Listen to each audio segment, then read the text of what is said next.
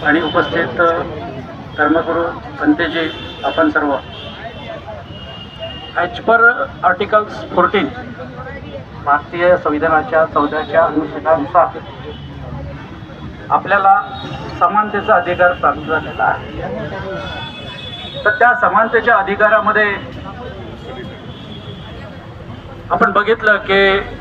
1949च्या कायद्यामध्ये त्यांनी 4 आपल्या बौद्ध धर्मीय लोकांचा इन्व्हॉल्व केलं. त्यांना एक कलेक्टर इन्व्हॉल्व केला, तोही आधी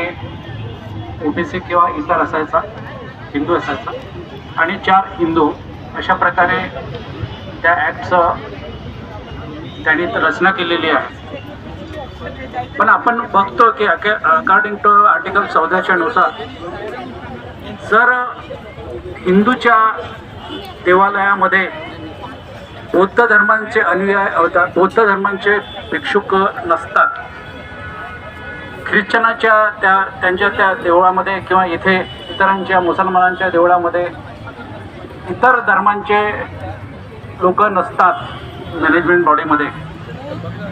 तर प्रश्न असा निर्माण होतो की ह्या बौद्धांच्याच